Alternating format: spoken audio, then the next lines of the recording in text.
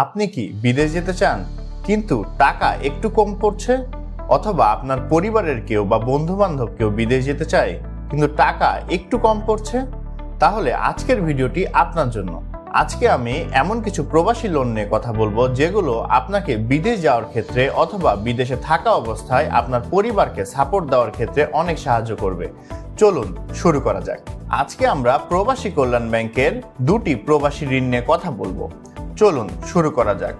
আপনাদের সাথে আছি আমি তানভীর আহমেদ, আর আপনারা দেখছেন স্মার্ট টাকা টক্স উইথ তানভীর। প্রবাসী ঋণ। এই প্রবাসী ঋণের মধ্যে প্রায় 8টি ঋণ রয়েছে। এই লোনগুলোর মধ্যে আছে অভিবাসী ঋণ, পুনর্বাসন ঋণ, অভিবাসী বৃহৎ পরিবার ঋণের নীতিমালা, কোভিড-19 কারণে ক্ষতিগ্রস্ত অভিবাসী কর্মী পুনর্বাসন ঋণ 2020, আত্মকর্মসংস্থানমূলক ঋণ 2021, নারী অভিবাসন ঋণ, নারী পুনর্বাসন ঋণ, প্রবাসী কল্যাণ ব্যাংক সাধারণ ঋণ 2021। এই ঋণগুলোর সবগুলো সকল ব্রাঞ্চে অ্যাভেলেবল নাও থাকতে পারে, তবে অধিকাংশ ঋণই অধিকাংশ ব্রাঞ্চে অ্যাভেলেবল আছে।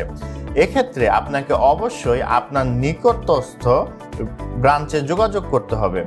মানে এই ব্রাঞ্চগুলো নির্দিষ্ট এরিয়া ভাগ করা থাকে। আপনি যে কোনো ব্রাঞ্চে গিয়ে যদি আপনি লোনের অ্যাপ্লিকেশন করেন তাহলে আপনি এই লোনগুলো পাবেন না। প্রত্যেকটি ব্রাঞ্চে নির্দিষ্ট এরিয়া ভাগ করে থাকার কারণে আপনার এরিয়া যেই আওতায় পড়বে সেই ব্রাঞ্চে আপনাকে যেতে হবে। আসুন প্রথমেই কথা বলি অভিবাসী ঋণ নিয়ে। বিদেশগামী কর্মীদের সহজ শর্তে জামানতবিহীন অভিবাসী ঋণ গ্রহণে প্রয়োজনীয় কাগজপত্র কি কি লাগে সেগুলো দেখি। বিনামূল্যে সরবরাহকৃত ব্যাংকের নির্ধারিত আবেদন ফর্মে আপনাকে আবেদন দাখিল করতে হবে। আপনার 4 কপি পাসপোর্ট সাইজের ছবি লাগবে, ভোটার আইডি কার্ডের ফটোকপি লাগবে, বর্তমান ঠিকানা এবং স্থায়ী ঠিকানা সহ পৌরসভা অথবা ইউনিয়ন পরিষদের সার্টিফিকেটের ফটোকপি লাগবে।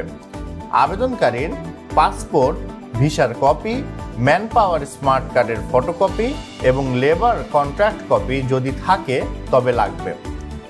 একজন জামিনদার লাগবে 1 কপি করে পাসপোর্ট সাইজের ছবি, ভোটার আইডি কার্ডের ফটোকপি, বর্তমান ও স্থায়ী ঠিকানা সহ পৌরসভা বা ইউনিয়ন পরিষদের সার্টিফিকেটের ফটোকপি লাগবে জামিনদারের। জামিনদারদের যে কোনো একজনের স্বাক্ষরকৃত ব্যাংকের 3টি চেকের পাতার দরকার হবে এবং ঋণ গ্রহণের পূর্বে অত্র ব্যাংকের সংশ্লিষ্ট শাখায় হিসাব খুলতে হবে, তার মানে অ্যাকাউন্ট ওপেন করতে হবে। এই ঋণের সীমা 3 লক্ষ টাকা পর্যন্ত এবং রি-এন্ট্রি ভিসার ক্ষেত্রেও এই ঋণ 3 লক্ষ টাকা পর্যন্ত পাওয়া যাবে। এই ঋণের মেয়াদ নতুন ভিসার ক্ষেত্রে 3 বছর এবং রি-এন্ট্রি ভিসার ক্ষেত্রে 2 বছর। ঋণের পরিশোধ সূচি শুরু হবে 2 মাস গ্রেস পিরিয়ডের পর থেকে, অর্থাৎ প্রথম 2 মাস আপনাকে কোনো টাকা পরিশোধ করতে হবে না। এরপর থেকে আপনার আস্তে আস্তে টাকাগুলো মাসিক কিস্তিতে পরিশোধ করতে হবে এবং যথাযথ কাগজপত্র সহ আপনি যদি আবেদন করেন তাহলে 7 কর্মদিবসের মধ্যে এই ঋণ আপনি পেয়ে যেতে পারেন এবং এখানে কোনো সার্ভিস চার্জ নেই। দ্বিতীয় যে ঋণ নিয়ে কথা বলবো সেটির নাম পুনর্বাসন ঋণ। বাংলাদেশি কোনো নাগরিক চাকরির উদ্দেশ্যে অন্য কোনো দেশে গমন করার পরে বিভিন্ন রাজনৈতিক, সামাজিক অথবা নিয়োগদাতা কর্তৃক হয়রানির শিকার হলে দেশে ফিরে আসার পরে স্বাবলম্বী হওয়ার ইচ্ছায় কোনো ধরনের প্রকল্প শুরু করলে সেক্ষেত্রে প্রবাসী কল্যাণ ব্যাংক ওই ব্যক্তির ঋণের আবেদনের প্রেক্ষিতে সহজ শর্তে জামানতে বা জামানত ছাড়াই পুনর্বাসন ঋণ প্রদান করে থাকে। এক্ষেত্রে প্রয়োজনীয় যে কাগজপত্রগুলো লাগে সেগুলো হলো প্রকল্প বা ব্যবসা প্রতিষ্ঠান এলাকায় অবস্থিত ব্যাংকের শাখায় ঋণের আবেদন করতে হবে। বিনামূল্যে সরবরাহকৃত ব্যাংকের নির্ধারিত আবেদন ফর্মে আবেদন দাখিল করতে হবে। আবেদনকারীর সদ্য তোলা 3 কপি পাসপোর্ট সাইজের ছবি ও পাসপোর্ট লাগবে। জাতীয় পরিচয়পত্রের ফটোকপি লাগবে।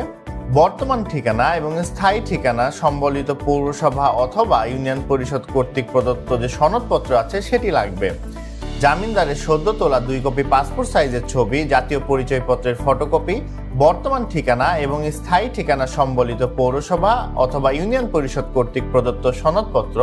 উল্লেখ্য যে ঋণ পরিশোধে সক্ষম ঋণ আবেদনকারীর পিতা বা মাতা বা স্বামী বা স্ত্রী, ভাই বা বোন বা নিকটতম আত্মীয় এবং ঋণ পরিশোধে সক্ষম এমন ব্যক্তি যিনি আর্থিকভাবে সচ্ছল এবং সমাজে গণ্যমান্য, তিনি একমাত্র জামিনদার বা গ্যারান্টর হতে পারবেন।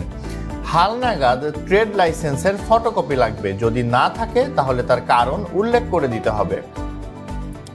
এখানে আরো কিছু কাগজপত্র লাগবে, যেমন প্রকল্পের বিস্তারিত বিবরণ সহ প্রকল্পের ঠিকানা এবং 2 বছরের আয় ব্যয়ের বিবরণী।